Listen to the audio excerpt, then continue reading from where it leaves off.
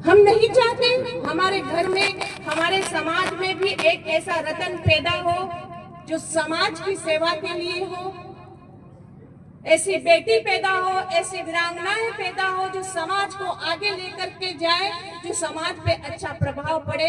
तो मैं ये कहना चाहूंगी, आगे हमारे सदगुरु कबीर साहिब जी ने बीजक के माध्यम से अनेक बार समझाने का बहुत प्रयास किया।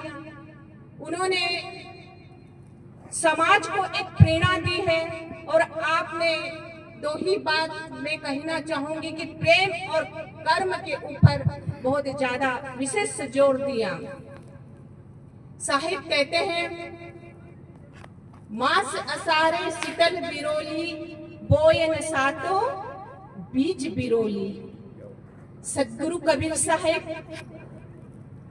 ने जो बात कही है, हम सब यहाँ पर विराजमान हैं, हमारे किसान भाई अच्छे से जानते भी हैं।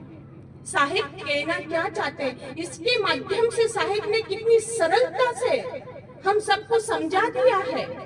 सदगुरु कबीर साहिब ने कहा है, मास असारे शीतल बिरोली, जैसे गर्मी के महीने के बाद में आषाढ़ का महीना आता है और उस आषाढ़ के महीने में वर्षा शुरू होती है, और वर्षा जब शुरू होती है तो हमारी जगह को नम कर देती है, यानी कि शीतल कर देती है। जब बारिश हो जाती है तो वो जमीन जो गर्मी में कड़क हो जाती है ना, तो बारिश होने के बाद में शीतल हो जाती है, नम हो जाती है। तब हमारे किसान भाई कहते हैं ना कि देखो जाकर के इसमें वाह आई है कि नहीं, कहते हैं ना कि वाह आई है कि नहीं। जब जाकर के वो देखते हैं तब नम होते हैं, तो वहां पर एक बीज बोया जाता है ना।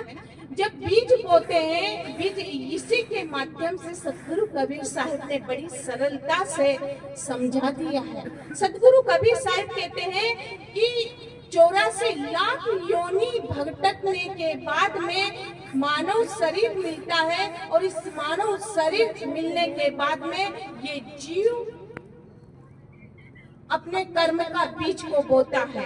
एक बात मैं समझा देना चाहती हूँ कि हम कर्म लेकर भी आते हैं और कर्म लेकर भी जाते हैं। तो साहिब कहते हैं कि ये 5 बीज, सदगुरु कबीर साहिब ने कहा है कि जो व्यक्ति 5 जो बीज बोता है, कर्म का बीज बोता है, वो बीज क्या है?